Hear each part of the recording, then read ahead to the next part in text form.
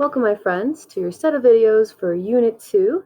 Make sure you understand what your video homework type is, and I'll see you at the end of the notes. Wow, this is Unit 2. Oh my gosh. You're about to embark on Unit 2 videos with Miss I. Get ready, cause it's gonna be awkward and... Alrighty, my friends. So, for today's topic, we are looking at this thing called the Silk Roads, as well as their accomplishments, and also some drawbacks to this system.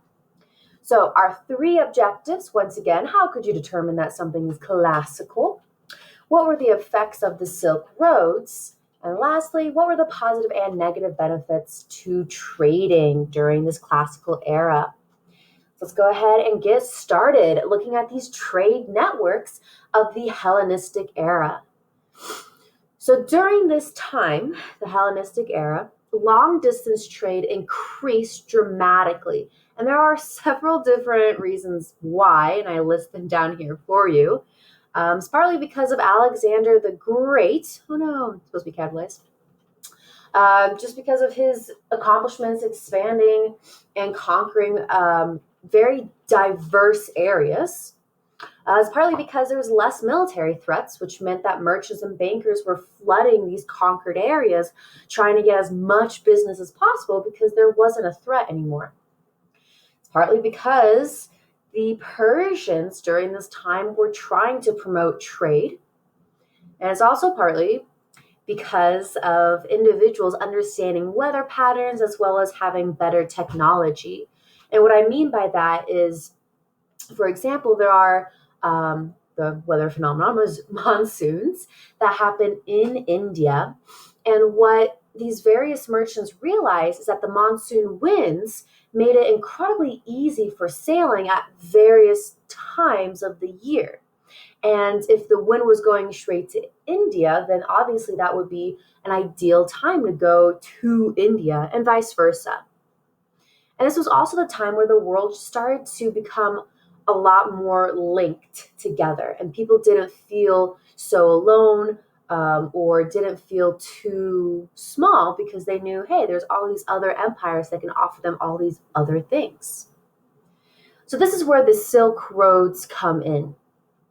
So merchants and travelers created extensive network of trade routes, which was linking Eurasia and Northern Africa all together. And these routes are called the Silk Roads, where you would have high quality silk from China, which was an incredibly common and desirable good, was being exchanged all over these roads, hence why it was called Silk Roads. It would start in China and it would end all the way to the Roman Empire. And this would, link the extreme ends of this ginormous landmass that we've been looking at so far. This would also, do I have a map here? Yeah. So this is what I mean by linking from the extreme ends. So you do see some sea routes, which we'll mention in just a moment. But you have these magnificent land routes that literally go from edge to edge, right? Right over here is Northern Africa, the Mediterranean world, with ancient Greece, ancient Rome. During this time would have been the Roman Empire, all the way through what would have been the Han Dynasty in China. India, unfortunately, was kind of going down on their decline of the, I believe, Mauryan dynasty. So yes, based on this image, not only were there land routes, but this also includes sea routes, which made East Asia and India linked a lot more closely together, which kept them incredibly busy with all these various types of objects that they would be trading in and out.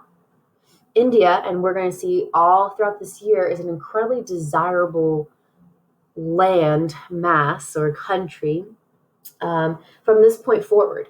Almost every single empire, dynasty, kingdom that we're going to see from here on out is going to be hearing stories about how India has all these lovely spices or all of these jewels, cloth work, etc. Anyways, I digress. So there's a wide variety of manufactured products and agricultural goods that are being passed all around. Individual merchants did not usually travel from one end to the other because that would be too long of a process, but also it's pretty dangerous to only rely on one individual to get good A all the way to good B, for example. So what these individuals in the classical era started to do was they started to handle long distance trade in stages. So they'd have all these little mini travel points where, let's say, for example, if you're starting in China, then a Chinese merchant would go somewhere in Central Asia to these nomadic peoples to kind of help move along the products. And then from those people, they'd go to some Roman subjects. Perhaps it's the Greeks, perhaps it's the Jews, perhaps it's the Armenians. And then it would finally end in the Roman Empire. It's truly impossible for historians to understand the worth of these routes. For example, we don't really know if more rich people or more poor people traded, or perhaps it was like a mixture of both, etc. We really just don't know.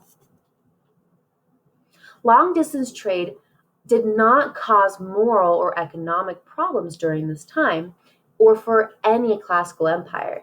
In fact, the Silk Roads entirely stimulated and promoted local economies all throughout the known world that we are looking at. So this trade system was incredibly beneficial. I'm going to show you some examples with religion right here of how cultural and biological exchanges were being passed around all throughout the Silk Roads. So you don't have to be spreading or trading goods, right? You can also trade ideas. And one of the most impactful and profound ways to spread an idea, right, is through religion. So we see here with Buddhism and Hinduism, but mainly Buddhism, how it starts to expand outside of northern India. And yes, it is part helped by Ashoka, if you remember him, as well as various traveling merchants who are really excited and were really interested in converting to Buddhism as they were going through India. But you can see that during this major, trafficked Silk Roads era, Buddhism made way along the Silk Roads to modern-day Iran, Central Asia, China, of course, and Southeast Asia as well. So Buddhism was pretty prominent all throughout the Asian world. Unfortunately, did not get to prominent parts of like the Mediterranean world, but it was most likely heard of. But another religion that was very controversial, as you've seen in class already, is Christianity. So we've already seen that the early Christians were facing persecutions from the Roman officials, where essentially in the early century CE, when Christianity was first created, there was a lot of campaigns to try to get rid of Christianity. The reason being is that these early Christians refused to observe any of their empire's religious ceremonies. They always would cite, no, like that's not the true God. Like there can't be multiple gods. There's only one God. We're not going to practice this weird paganist religion. While the Romans were thinking the exact same thing, right? They're saying, why are these self-proclaimed Christians not celebrating our God's ceremonies? Like that's so weird, so paganistic of them, etc. But very interestingly enough, early Christians, took note of the Silk Roads and they took full advantage of these networks.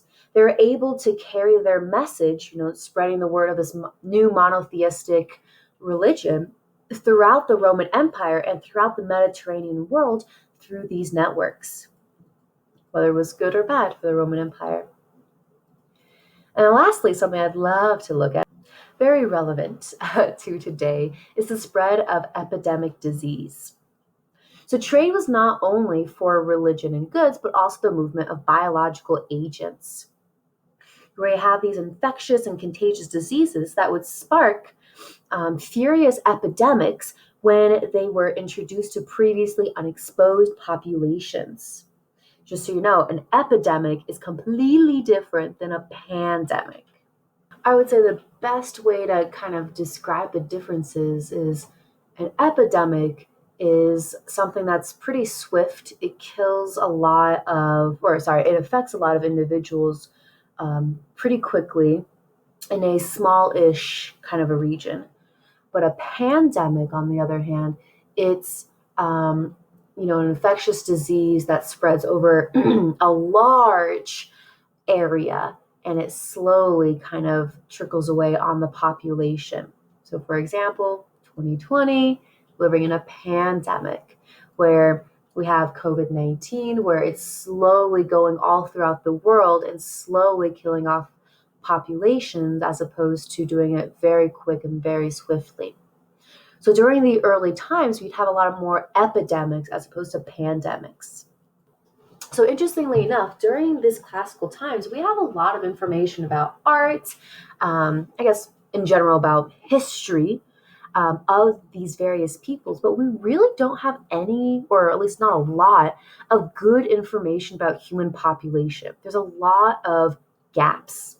So how do historians know that there are epidemics, right, during the classical times, as opposed to just saying, yeah, they just had really terrible healthcare, etc.? Well, the answer is right up here. So during the 2nd and 3rd centuries CE, right, so we've transitioned from BCE to CE, Common Era, the Han and the Roman empires suffered large-scale outbreaks. And the most destructive ones during this time was smallpox and measles.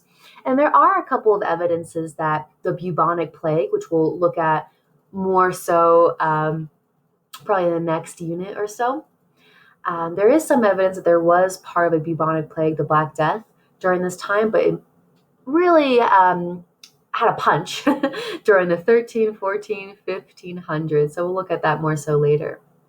But with these destructive diseases, it devastated populations where individuals had no resistance towards it. There was no immunities. There was no medicines. And how do we know that there was these epidemics while their population declined sharply? And we do have enough evidence to suggest that, hey, yes, there was some sort of epidemic during this time, and we know there was an epidemic because of the Silk Roads. So with this demographic decline, obviously there's economic and social change where trade during, I'd say the 100s to 300s started to decline pretty rapidly, especially between China and Rome, mainly because of these diseases. These areas started to move towards regional self-sufficient governments where they didn't want to rely or to really cultivate to grow trade networks any further. And then we're going to see later on, well, how did these various empires and these dynasties, how do they actually suffer and then ultimately die because of them not trading? So that's where we're going to end it off for today. So what did we learn? So classical empires understood that in order for their economies to grow, trade must be implemented. The effects of the Silk Roads were numerous, ranging from more goods, everyone gets more of those things, to spreading of diseases. But then interestingly enough, during the classical era, I would vouch to say that you have this development of globalization, meaning the interaction of peoples worldwide. So during the classical era, you have this true foundation of what future empires are trying to strive for, a more connected, a more rich, both economically but also culturally, world. If you have any questions, you know exactly what to do. That was some pretty inspirational stuff, right? Make sure that you understand what your homework type is, and if you have any questions, you know exactly how to reach me. Goodbye, good luck, and I'll see you next time.